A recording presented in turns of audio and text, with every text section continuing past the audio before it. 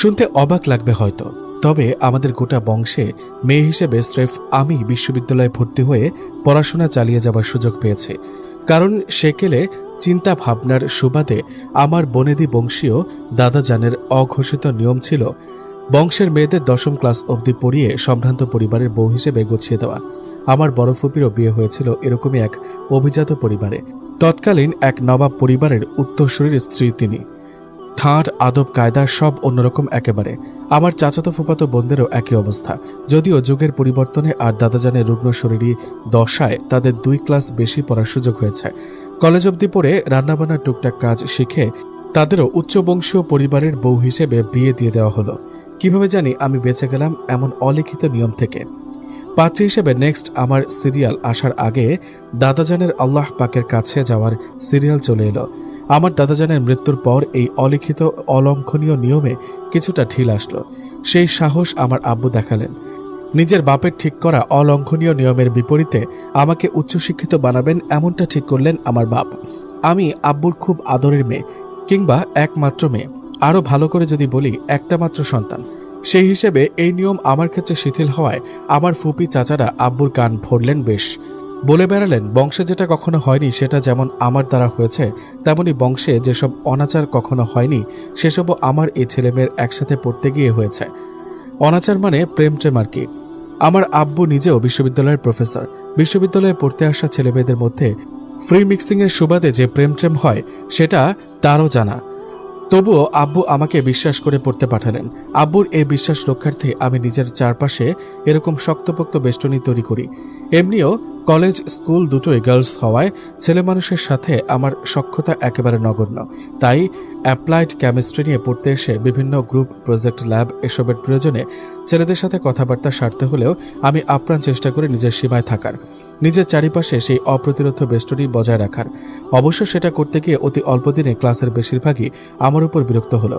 আবার কেউ কেউ আড়ালের আবডালে বলে বেড়ালো আমি সুবিধাবাদী, শুধু প্রয়োজনে কথাবার্তা বাড়াই। আরও শুনলাম আমি নাকি স্বার্থপর, নাক উঁচু মেয়ে মানুষ। কিন্তু স্রেফ তোরা কয়েকজনই আমাকে এই 2 বছরে কখনো জাজ করিসনি, তাই মনস্থির করলাম আগাগোড়া ঘটনা শুধু তোদের সাথে শেয়ার করব। আমি গ্রেটফুল তোদের প্রতি যে তোরা আমার মতন এমন কাঠখোট্টা মেয়ের নকরা আবদার অভিযোগ সব মেনে নিয়ে আমার সাথে বন্ধুত্বটা রাখলি। তোদেরও জানা উচিত তোরা কত ভালো। মিথি মৃদু হাসল রুশ্মির এমন কথায়, মুখের হাসি রেখে বলল তুই নিজে এত ভালো দেখে আমাদেরও ভালো মনে হয় তোর। মিথির ধারণাটা মেয়েটার স্রেফ নামটা মিষ্টি না, মেয়েটা আগাগোড়াই মিষ্টি। কি অকপটে বলে ফেলল নিজের জীবনের বাস্তবতা।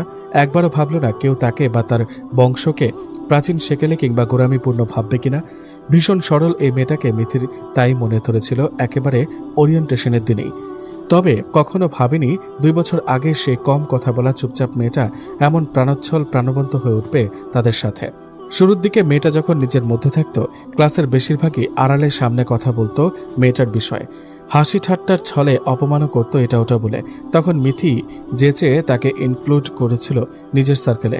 ওভাবে বন্ধুবান্ধবহীন একলা থাকলে ইন্ট্রোভার্ট মেয়েটা নিজের মরমে মরত বোধ হয়, আর মেয়েটার এমন উৎফুল্ল প্রাণখোলা দিকটাও বেরিয়ে আসতো না। মিথির এ সমস্ত ভাবনার তাল কাটল ঈশানের বড় বড় পা ফেলে ধূপধাপ শব্দে ছুটে আসার আওয়াজে। সৃজা, ঈশান, ফাহাদ, তন্নি আর মিথি অ্যাপ্লাইড কেমিস্ট্রি নিয়ে পড়ছে রাজশাহী বিশ্ববিদ্যালয়ে। ফার্স্ট ইয়ারের শুরু থেকেই তাদের 5 জনের বন্ধুত্ব। মিথির উদ্যোগে রুশ্মি পরবর্তীতে তাদের সাথে মেলামেশা শুরু করলেও ঈশান আর ফাহাদের সাথে নিয়মমাফিক সখ্যতা রুশ্মির কমই, নিজের ঠিক করার নিয়মনীতির কারণে। তবুও ঈশানের সাথে মেয়েটার কথায় কথায় মারামারি কাটাকাটি চলতে থাকে সর্বক্ষণ। মিথির ধারণা দোষ বেশিরভাগ সময় ঈশানেরই। ক্লাসের কারোর সাথে এই ছেলে এত ঝামেলা করে না যতটা করে গোবেচারা রুশ্মির সাথে। মেয়েটাকে দেখলেই যেন স্বভাবসুলভ ভদ্র ছেলেটার শরীরে শয়তানি কিরমির করে ওঠে। এটা ওটা বলে মেয়েটাকে খ্যাপাবে অনর্থক। সেই উস্কানির তালে রুশ্মিও করে বসে নিজের স্বভাব বিরুদ্ধ সব আচরণ। তারপর দুটোতে মিলে তর্কাতর্কির ঝড় তুলে। এই যেমন গতদিনও কি একটা কথা প্রসঙ্গে দুটোতে ঝগড়া হয়েছে। সকাল থেকে মুখ দেখাদেখি বন্ধ তাদের। সৃজা, তন্নি, মিথি আর রুশ্মি 4টিতে মিলে তখন আড্ডা বসিয়েছে ক্যাম্পাসের বটতলায়। রুশ্মি প্রাণ খুলে বলছিল নিজের কথাবার্তা। তখনই আলাপচারিতা ছেদ পড়ল ঈশানের আচমকা আগমনে, হাতে পলিথিন মোড়ানো কিছু নিয়ে। পলিথিনের ভেতর ফজু মামার বিখ্যাত মিনি নাগা সিঙ্গারা। অনেকক্ষণ সিরিয়ালে দাঁড়িয়ে বন্ধুদের জন্য মোটে 10 পিস আনতে পেরেছে সে। প্রতিজনকে 2টো করে দিয়ে রুশ্মির দিকে বাড়িয়ে দিতেই মেয়েটার বেজার চোখ মুখ নজরে আসলো ঈশানের। আলগোছে হাসল ছেলেটা। মেয়েটার তাহলে গতকালের ঝগড়া নিয়ে এখনো রাগ, কেমন মুখ ফুলিয়ে রেখেছে। ঈশানের এত ভাবান্তর হলো না। সে স্বভাবসুলভ তারল্যে ডাকলো মেয়েটাকে, এই কিশমিশ, সিঙ্গারা নাও। কতক্ষণ এভাবে হাতে দাঁড়িয়ে থাকবো আমি? রুশ্মির বান্ধবীদের সাথে এতক্ষণ চলতে থাকা জবান একেবারে বন্ধ হলো তৎক্ষণাৎ। অন্য সময় কিশমিশ ডাকলেই সে চেতে ওঠে। তবে গতকালকের ঝগড়ার জের ধরে মনস্থির করলো বেয়াদব ছেলেটার একটা কথারও জবাব দেবে না সে, আর না খাবে সিঙ্গারা। এমন ভাবনায় মেয়েটা জলজল চোখে এক দৃষ্টিতে চেয়ে রইল সম্মুখের ছেলেটার পানে। ঈশানের বড় বিরক্ত লাগলো। মেয়ে মানুষ এমনিতেও আগাগোড়া ঝামেলা, সেখানে তার সামনেরটা তো ঝামেলার বাপ মা দাদা দাদি সব। ফার্স্ট ইয়ার থেকে ঈশান খেয়াল করেছে মেয়েটার সবকিছুতে সমস্যা, কোনো না কোনো ঝামেলা পাকায় সে। গ্রুপ প্রজেক্টে সহজে কারোর সাথে মিশবে না ঝামেলাটা, কোনো ডিসকাশনেও থাকবে না। আরেকবার তো একটা গোটা 20 নাম্বারের গ্রুপ প্রেজেন্টেশনে মেয়েটা মিস দিল। ওই গ্রুপে সে একমাত্র মেয়ে হয়। প্রেজেন্টেশনের পরিবর্তে রাতভর পড়াশোনা করে টিউটোরিয়ালের নাম্বার তুলল সে। ঈশান বুঝে ছেলে মানুষদের থেকে মেয়েটা ডিস্টেন্স রাখে, সেটা ভালো কথা। তবে এতটা ডিস্টেন্সও তো রাখা জরুরি না যে একাডেমিক রেজাল্টে প্রভাব পড়বে সেটার। তাই মেয়েটার এমন আচরণ ঈশানের বাড়াবাড়ি মনে হয়। নিজের লাভ পাগলও বুঝে, অথচ বুঝে না স্রেফ বেকুবটা। গো ধরে বসে থাকে নিজের সিদ্ধান্তে। প্রেজেন্টেশনে কত ইজিলি মার্কস তুলে ফেলা যায়, তবুও বেকুব সেটা মিস দিয়ে সিটি কিংবা অ্যাসাইনমেন্ট দিবে। রিডিকিউলাস। এই যেমন আজও ঝামেলাটা কেমন গো ধরে বসেছে, সিঙ্গারা খাবে না বলে। অথচ সে কি জানে ঈশানের কত ঝামেলা করে সিরিয়ালের লাইন ধরে সিঙ্গারাগুলো আনতে হয়েছে শেষ হবার আগেই। নেহাত ঝামেলাটাকে ঈশান মন দিয়ে বসেছে, না হলে কারো জন্য এত ঝামেলা পোহাবার মতন ছেলে ঈশান মুহতাসিম মোটেও না। তার তো জানা ফজু মামার হাতের গরম গরম নাগা সিঙ্গারা মেয়েটার কত পছন্দের। গতকালকে রাগ ভাঙাতে ছেলেটা এই কায়দা বের করেছিল। মনে মনে এসব ভাবলেও মুখে প্রকাশ করার সাহস মোটেও পায় না ঈশান। জানে ঝামেলাটা কখনো মনের ভুলেও এই কথা জানলে মহা ঝামেলা বাঁধিয়ে ফেলবে সেদিন। এ সমস্ত ভাবনা মাথায় ঘুরপাক খেতেই একটা বড় সড় দীর্ঘশ্বাস আড়াল করল সে। অতঃপর মন মেজাজ স্বাভাবিক করে আবারও ফিরল আগের রূপে। গলায় রাজ্যের উদাসীনতা এনে নজর ফেরালো সামনের মেয়েটার উপরে। একেবারে নিরুদ্বেগ গলায় তাচ্ছিল এনে বলল, কিশমিশ, তার মানে তুমি সিঙ্গারা খাবে না তাহলে? ভালো, এমনিও কুত্তার পেটে ঘি হজম হয় না। এহেন ক্রূর অপমানে মন মস্তিষ্কে যেন বারুদের বিস্ফোরণ ঘটল মেয়েটার। বেয়াদব ছেলেটা বেয়াদবের মাত্রা ছাড়িয়েছে আজ। এই ভাবনায় চোখ পাকিয়ে ভীষণ রাগ নিয়ে মুখ চালালো রুশ্মি। বেয়াদব ছেলে, তুমি কুকুর ডাকলে আমায়? রাগে অপমানে কথার খেয়ে হারিয়ে বসলো মেয়েটা। ঈশানের থেকে মুখ ফিরিয়ে চটজলদি দৃষ্টি তাক করলো মিথির পানে। এই মেয়েকে রুশ্মির সবসময় বড্ড আপন মনে হয়, তাই নিঃসংকোচ আবদারে একেবারে স্কুল পড়ুয়া বাচ্চাদের মতন করে অভিযোগ করলো মিথিকে। মিথি, দেখ, তোদের প্রাণের বন্ধু এই বেয়াদব ছেলেটা আমাকে কুকুর না কুত্তা বলে ডেকেছে। কিছু বলবি না তোরা ওকে? আমার মান অপমান বোধ নেই? এত ফেলনা হয়ে গেলাম আমি? মিথি দুটোর এমন ইঁদুর বিড়ালের ঝগড়ায় অভ্যস্ত, মাঝে মধ্যে এর চেয়েও বেশি তর্কাতর্কি করে দুটো। তবুও রুশ্মির অমন কাঁদো কাঁদো চেহারা দেখে মায়া হলো তার। বুঝলো ঈশানকে দুটো কথা শোনালেই শান্ত হবে মেয়েটা, অন্যথায় রুশ্মির অভিযোগ অভিমান পুরো দিন জারি থাকবে আজ। মিথি নিজেও ভেবে পায় না ঈশানের এমন ছেলে মানুষের আচরণ। ফার্স্ট ইয়ার থেকে বন্ধুত্ব তাদের। ঈশানকে যেটুকু চিনেছে তাতে জানে ছেলেটা যথেষ্ট ম্যাচিওর, ভদ্রতা জ্ঞান প্রখর। আজ অব্দি ক্লাসের কোনো মেয়ের সাথে রসিকতার নামে হাসি ঠাট্টার বাড়াবাড়ি করেনি, বরাবরই মার্জিত আচরণ তার। অথচ সে ছেলে রুশ্মির সামনেই কেন নিজের খোলস ছেড়ে স্বভাব বিরুদ্ধ সব আচরণ করে বসে, সেটা মিথি বুঝে পায় না। রুশ্মির সাথে এমন একটা দিন ঝগড়াঝাটি না করলে যেন ঈশানের পেটের ভাত হজম হয় না। এই যেমন অনর্থক রুশ্মি নামটাকে পাল্টে কিশমিশ বলে ডেকে মেয়েটাকে খ্যাপায় সে। এ সমস্ত ভাবনা ঠেলে মিথি করার চোখমুখ নিয়ে শাসন করলো ঈশানকে। হাতের আঙুল উঁচিয়ে বকাঝোকা করার ভঙ্গিতে বলল, এই ঈশান, সরি বল রুমিকে। ওকে কুকুর ধুরো কুত্তা ডাকার সাহস হলো কিভাবে তোর? ঈশান অবশ্য গা করল না মিথির এমন খবরদারি। কিশমিশকে সে স্রেফ প্রবাদ বাক্য হিসেবে শুনিয়েছে কথাটা। এমন কথা সত্যিকার অর্থে বলার আগে জিভ খসে পড়ুক তার। পরক্ষণে ছেলেটার অনর্থক অভিমানও হলো। ঝামেলা তার মুখে বলা কুত্তা ডাকটাই শুনেছে কেবল। মনে মনে ঈশান যে তাকে সুইটহার্ট, ডার্লিং, ডিয়ারেস্ট কত কিছু ডাকে, সেসবও একটু শুনতে পারে না? আমি মোটেও তোর প্রাণপ্রিয় বান্ধবীকে কুত্তা ডাকিনি। 9-10-এ বাংলা ব্যাকরণ পড়িসনি? ওটা প্রবাদ বাক্য বলেছি। তবুও এখন না খেয়েও যদি এটা প্রমাণ করে কুত্তার মতো ওর পেটও ভালো জিনিস হজম হয় না, তবে আমার কি করার আছে বল? রাজ্যের উদাসীনতা গলায় এনে ঈশান এক একটা কথা বলল। শেষে গা জ্বালানো ফিচেল হাসিটাও হাসলো রুশ্মিকে আরেকটু রাগিয়ে দেওয়ার মনোবাসনায়। মেয়েটাকে নির্জীব নির্বাক দেখতে তার একটু ভালো লাগে না। মেয়েটা যখন তার সাথে নিজের খোলস ছেড়ে চপলতা দেখায় কিংবা কথার ফুলছুরি ছুটে মেয়েটার মুখে, তখন ঈশানের শান্তি শান্তি লাগে। কতই বা বয়স হয়েছে মেয়েটার, এই অল্প বয়সে এমন বুড়িয়ে যাবার মতন চেহারা বানিয়ে রাখবে কেন সে? কেন যাবতীয় আনন্দ শখ আহ্লাদ বিসর্জন দিয়ে নিজের চারিপাশে একটা অলঙ্ঘনীয় দেওয়াল তুলে নিজের মরমে মরবে? কেন এমন চাঁদপানা মুখখানায় সর্বক্ষণ আষাঢ়ে মেঘের আনাগোনা চলবে? ঈশান মেয়েটার এ সমস্ত আচরণের কোনো হেতু খুঁজে পায় না। ছেলেটার তাই মাঝে মধ্যে আফসোস হয়, মনে হয় ম্যাজিক বলে কোনো কিছু সত্যিকারের দুনিয়ায় থাকলে বড্ড ভালো হতো। তখন জাদু বলে মেয়েটার মনের মধ্যে ঢুকে তার মনের খবর পড়ে নিত সে। রূপর কাঠির ঘুমন্ত রাজকন্যার গালে ছুঁয়ে দিত সোনার কাঠির পরশ। রাজকন্যার নিশ্চয়ই ঘুম ভাঙত তখন, নরম হতো তার অমন পাষাণ মন। ঈশানের আকাশ পাতাল ভাবনা বেশি দূর গড়াতে পারল না একটা সময় নরম শীর্ণ হাতের আচমকা আক্রমণে। ঈশান দেখল মেয়েটা খপ করে হাত বাড়িয়ে পাকড়াও করেছে তার হাতের পলিথিন। অতঃপর ভেতরে থাকা সিঙ্গারা দুটোর একটা কামড় বসাতে বসাতে জল চোখে দেখছে তাকে, যেন সুযোগ থাকলে সিঙ্গারার পরিবর্তে ঈশানের কলিজা কামড়ে খেত সে। ঈশানের খুব হাসি পেল, তবুও মুখ গম্ভীর বানিয়ে রাখল ঝামেলাটা এরকম হাসি দেখলে আবার ঝামেলা শুরু করবে সেই ভয়। মিনিট 10 পর তাদের আড্ডা আলাপচারিতায় ছেদ পড়ল ডিপার্টমেন্টের মেসেঞ্জার গ্রুপে আসা ক্লাস শুরুর নোটিফিকেশনে। পরদিন ক্লাস শেষে ফাহাদ আচমকা বন্ধুদের মাঝে প্রস্তাব রাখল সিনেমা হলে সিনেমা দেখতে যাবার। ফেসবুকে সে দেখেছে উৎসব নামের একটা বাংলা মুভি খুব ট্রেন্ডিংয়ে আছে। সবাই ফ্রেন্ড সার্কেল নিয়ে দেখতে গিয়ে ছবি পোস্ট করছে, স্টোরি দিচ্ছে।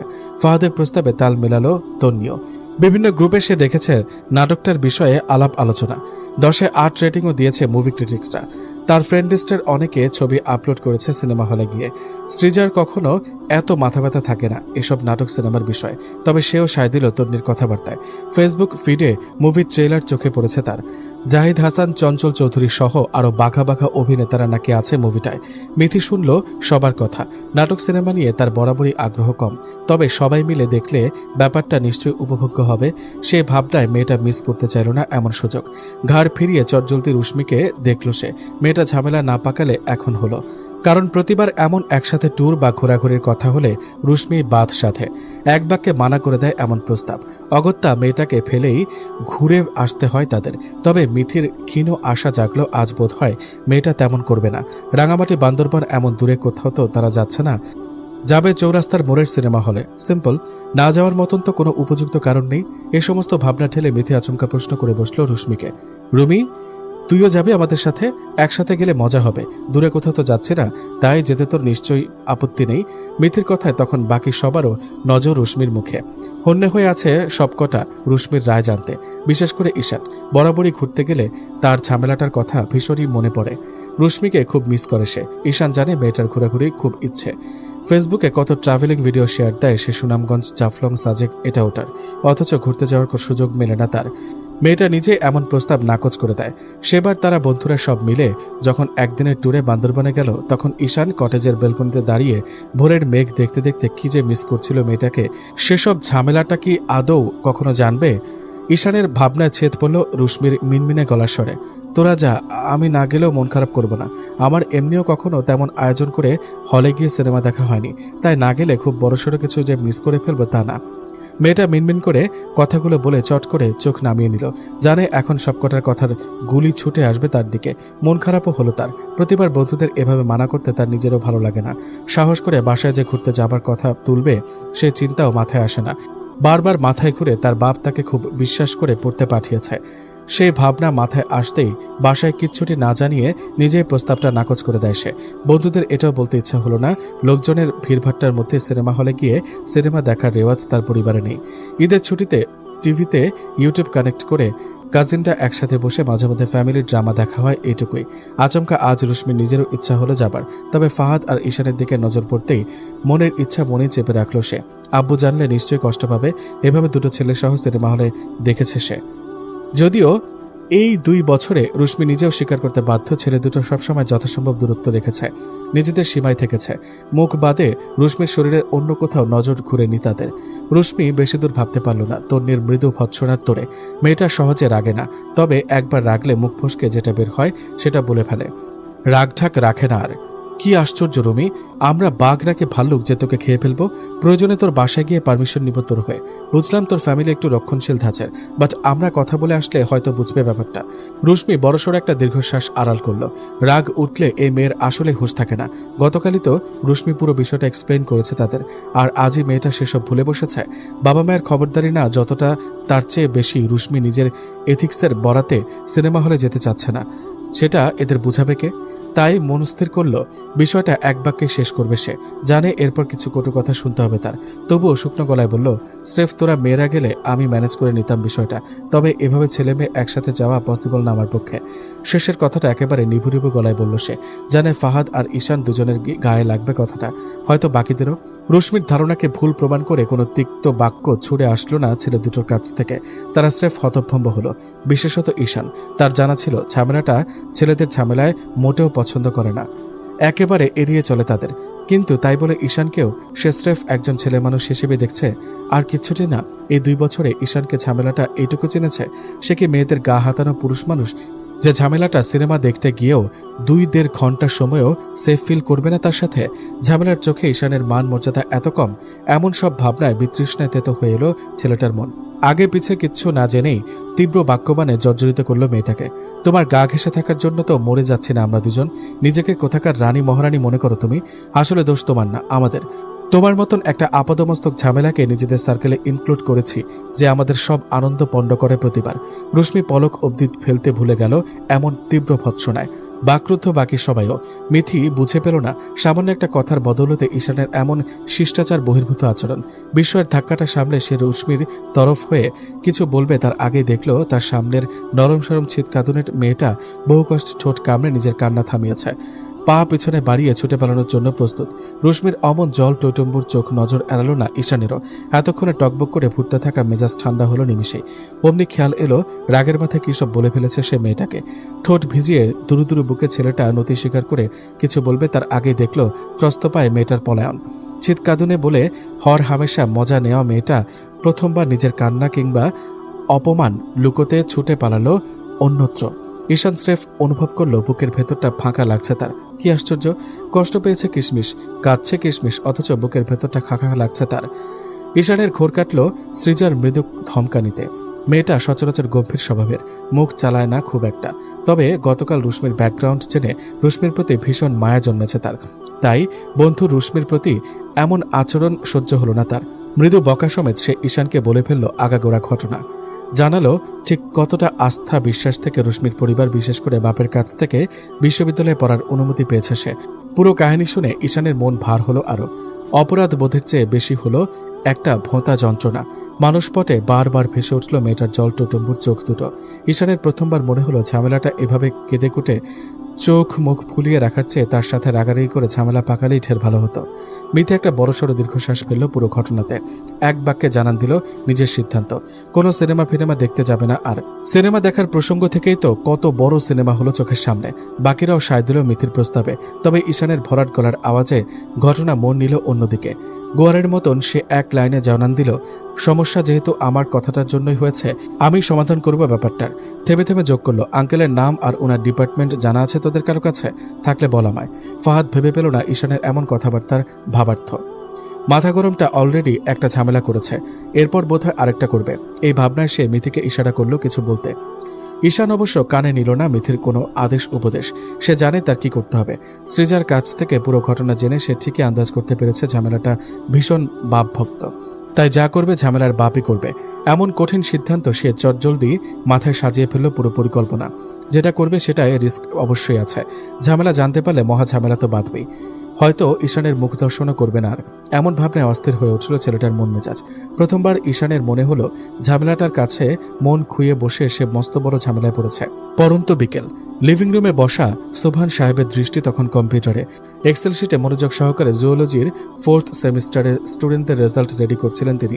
আচমকা স্ক্রিনে আসা ইমেইলের নোটিফিকেশনে তার মনোযোগ বিগড়াল। এরকম কত ইমেল রোজ আসে তার, তাই নির্বিঘ্ন মনে ইমেলটা ওপেন করে অবাক হলেন বেশ। মানুষপটে উঁকি দিল চিন্তার রেখা। ঈশান মুহতাসিম নামটা অপরিচিত তার, তবে অপরিচিত নামটা থেকে তার খুব পরিচিত একজনের নাম মেনশন করে ইমেলটা এসেছে, তাই তিনি কৌতূহলবশত পড়তে শুরু করলেন সেটা। ইমেইলের সারাংশ অনেকটা এমন: স্যার, আমার সালাম নিবেন। আমি আপনার মেয়ে রুশমি সারোয়ারের ক্লাসমেট। জি, ছেলে ক্লাসমেট, ওর বিশেষ কেউ না। অবশ্য আপনার যেরকম বাপভক্ত মেয়ে বিশেষ কিছু হতেও দেবে না। যদিও অমন আপাদমস্তক ঝামেলাবাজ ছিটকাদনে মেয়ের বিশেষ কেউ কোনো ছেলে হতেও চাইবে না। আউট অফ দ্য টপিক কথা বলে ফেললাম, দুঃখিত সেটার জন্য। নিশ্চয়ই ভেবে ফেলেছেন কি ঠোঁটকাটা বেয়াদব ছেলে। আপনার মেয়েও এমন ভাবে, দুটো কথার মধ্যে 200 বার বেয়াদব বলে। সে যাজ্ঞে, যে বিশ্বাসে আপনি তাকে বিশ্ববিদ্যালয়ে পড়তে পাঠিয়েছেন সেই বিশ্বাস রাখতে দুনিয়ার শখ আহ্লাদ সব ভুলে বসেছে। এখন একজন মানবিক বিবেকবান মানুষ হিসেবে আমি ব্যাপারটা মানতে না পারায় কিছু কথা শুনিয়েছি তাকে। সেই কথা সুবাদে আপনার ঝামেলাবাজ মেয়ে আমার সাথে সকালে বিরাট ঝামেলা করে পালিয়েছে। তাই আশা রাখবো আপনি আমার ইমেইলের কথাটা গোপন রেখে এই বিরাট ঝামেলার শান্তিপূর্ণ সমাধানে ইতিবাচক ভূমিকা রাখবেন। এখন আসি মেইন কথায়। আমরা বন্ধুরা কাল সিনেমা হলে গিয়ে উৎসব নামের একটা মুভি দেখার জন্য মনস্থির করেছিলাম। আপনার আদরের কন্যার কল্যাণে সেই পরিকল্পনা পণ্ড হওয়ার পথে। এই বিষয়ে আপনার বিশেষ মনোযোগ আকর্ষণ করছি। আপনার বাপভক্ত মেয়ে যদি বাপের কথা সিনেমা হলে উপস্থিত হয় তবে আমি এবং আমার বন্ধুগণ আপনার নিকট চিরকৃতজ্ঞ থাকব। সুবহান সাহেব উদ্বিগ্ন চিত্তে পড়তে শুরু করা ইমেইলের শেষে গিয়ে হেসে উঠলেন উচ্চস্বরে। মানতে বাধ্য হলেন ছেলেটা রসিক বেশ। বিশ্ববিদ্যালয়ে পড়ানোর সুবাদে তিনি জীবনে কম মানুষ চেনেননি, তাই ছেলেটাকে না দেখেও ঠাওর করতে পারলেন তার মনস্কামনা। বুঝলেন ছেলেটা তার মেয়ের বিশেষ কেউ না হলেও তার মেয়ের প্রতি ছেলেটার বিশেষ অনুভূতি নিশ্চিত আছে। তিনি অবশ্য এতে উদ্বিগ্ন হলেন না। অল্প বয়সী আবেগ বায়বীয় বিষয়, কর্পূরের ন্যায় উবে যেতে সময় লাগে না। কটা বছর পরে না হয় তিনি দেখবেন আবেগের বাড়াবাড়ি এরকম থাকে কিনা। তবে কি যেন ভেবে ছেলেটার কথা রাখলেন তিনি। মেয়ের কাছ থেকে পুরো বিষয়টা আড়াল করে অন্য উপায় বাতলে সিনেমা দেখতে যাবার কথা তুললেন তিনি। রশ্মির মাথায় খুনাক্ষরেও আসেনি এমন কিছু, তাই মেয়েটা এত কিছু না ভেবে অবলীলায় বলে ফেলল সত্যিটা। কাচুমাচু মুখে জানালো সিনেমা দেখতে যাবার জন্য বন্ধুদের প্রস্তাবে সায় দেয়নি সে, কারণ তাদের সাথে দুটো ছেলেও যাবে। সুবহান সাহেব মেয়ের কথা শুনলেন, মেয়েকে অবাক করে দিয়ে দারাজা গলায় অনুমতি দিলেন সিনেমা দেখতে যাবার। সুবহান সাহেবের পিতৃমনে ইতোমধ্যে জানা আছে যে বিশ্বাসে তিনি মেয়েকে পড়তে পাঠিয়েছিলেন মেয়ে সেটা ভাঙেনি, না হলে এভাবে সত্যিটা অনায়াসে বলে ফেলত না মেয়েটা। বিকেল 4টে তখন অলঙ্কার সিনেমা হলের সামনে এসে জড়ো হয়েছে 5 মাথা। ঈশান ঘটনার আগাগোড়া বাকিদের জানায়নি, তবুও ছেলেটার মনে ক্ষীণ আশা জাগলো যদি ঝামেলাটা আসে। সেই ভাবনায় টিকিট হাতে তারা সবাই হলের বাইরেই অপেক্ষা করলো কিছুক্ষণ। শেষমেশ মিথি নিরাশ গলায় সবাইকে বলল ভেতরে যাবার। রুশমির সবচেয়ে কাছের মানুষ তো সে। রুশমির আসার পরিকল্পনা থাকলে নিশ্চয়ই জানাতো তাকে। হতাশায় গলা অবধি ভিজে গেল ঈশানের। মুভি দেখার সব উৎসাহ আজ তার মিলিয়ে গেল তৎক্ষণাৎ। তবুও মুখটা কোনোরকম স্বাভাবিক রেখে মৃদু মাথা দোলালো, পা বাড়ালো হলে ঢুকে সিটে গিয়ে বসার উদ্দেশ্যে। তক্ষুনি আচমকা তার কানে এলো বহু পরিচিত গলার আওয়াজটা। স্বপনের শয়নে জাগরণে যে গলার আওয়াজ তাকে তাড়া করে বেড়ায়, এই বেয়াদব ছেলে বলে ঘুম হারাম করে দেয় তার। ঘাড় ঘুরিয়ে রুশমিকে দেখতেই মিথির গালে হাসি গোটা মুখে ছড়িয়ে পড়ল। মিথি ডাকটা কানে বাজতেই তার মনে জানান দিয়েছিল রুশমির আগমন। দুই বান্ধবী মিলে কতক্ষণ খুশিতে বাকবাকম করার পর স্বাভাবিক শ্বাস ফেলল রুশমি। ঈশানকে দেখেও না দেখার ভান করে বাকিদের গদগদ কণ্ঠে বলল, আব্বু নাকি ফেসবুকে দেখেছে মুভিটার বিষয়ে অনেক আলাপ আলোচনা, তাই নিজেই বলল পারলে ফ্রেন্ডদের সাথে দেখে এসো। আমিও তোদের সারপ্রাইজ দিব এই চিন্তায় গ্রুপ চ্যাটে আর জানাইনি। অবাক হয়ে গেলি তোরা? ঈশান তখনও বিস্ময়ের শীর্ষে। ফাহাদের কনুয়ের গুঁতোতে হুঁশ ফিরেছে তার। শুনল ফাহাদ কানে ফিসফিস করে বলছে, সিনেমা শেষ হলে কেন যদি কিন্তু ছাড়া সরি বলবি রুশমিকে। ঈশান যন্ত্রচালিত রোবটের মতো মাথা দোলালো। সরি আর এমন কি? ঝামেলা বললে ঈশান প্রয়োজনে বুক পেতে দেবে তার পদতলে। স্বেচ্ছায় বলবে, আপনার পদধূলিতে ধন্য করুন এই অধমের মানব জনম মহারানী। পরক্ষণে মেজাজ খারাপ হলো ছেলেটার। তীব্র থমকে বসল নিজেকে। মনের এ সমস্ত কথা মনেই থাকুক। মনের ভুলে মুখ ফুসকে এই কথা বের হলে ঝামেলাটা গর্দান নেবে তার। আফসোসও হলো ছেলেটার। দুনিয়ায় এত শত মেয়ে থাকতে তার কিনা বেছে বেছে এই কাঠখোট্টা মেয়ের প্রেমে পড়তে হলো। সাদরে এই ঝামেলাকে নিজের আরামের জীবনে আনতে হলো। হলের ভেতরটা তখন মানুষের কোলাহল উচ্ছ্বাসে মুখরিত। ঈশানের অবশ্য এত সব খেয়াল নেই। বড় পর্দায় নজর নেই তার। আড়ে আড়ে তার নজর বারবার গিয়ে পড়ছে তার পাশের সিটের মেয়েটার উপর, যার পুরো নজর এখন পর্দায় নিবদ্ধ। ঈশানের আচমকা অদ্ভুত একটা অনুভূতি হলো। ভালোবাসা এমন কেন যে হয়? কেন স্রেফ একটা মানুষ পাশে থাকলেই পুরো দুনিয়ার খবর বেমালুম ভুলে থাকা যায়? কেন স্রেফ একটা মানুষের সান্নিধ্যে আসলে একটা সাধারণ আড়ম্বরহীন দিনেও উৎসবের মতো আমেজ অনুভব হয়। আচমকা খানিকটা আফসোসও হলো ঈশানের। কথায় কথায় ঝামেলা বললেও সে জানে মেয়েটা কতটা চমৎকার। যার জীবনেই যাবে তার জীবনের প্রতিটা দিন উৎসবের মতো বিশেষ বানাবে নিশ্চয়ই। এমন বিশেষ উৎসবমুখর একটা জীবন কি ঈশান পেতে পারে না? এই চমৎকার মেয়েটা কি তার জীবনে আসতে পারে না? সৃষ্টিকর্তা কি তার ওপর একটু সদয় হবে না? পরিশিষ্ট। রুশ্মির খুব মন খারাপ আজ। সকালে একজোট ঝগড়া হয়েছে তার বরের সাথে। এ অবশ্য নতুন না, ইউনিভার্সিটির দিনগুলো থেকে বেয়াদবটার এই অভ্যেস। কথায় কথায় টিটকারি মারবে, তারপর গা জ্বালানো ফিচেল হাসিটা হেসে তাকে চূড়ান্ত পর্যায়ে রাগিয়ে দেবে। রুশ্মি সে রাগ কমেনি এখনো, তাই মেয়েটা তককে তককে রইল বেয়াদবটার বাসায় ফেরার। আজ একটা হেস্তনেস্ত করবে সে। ঈশানের বাসায় ফিরতে বেশ দেরি হলো।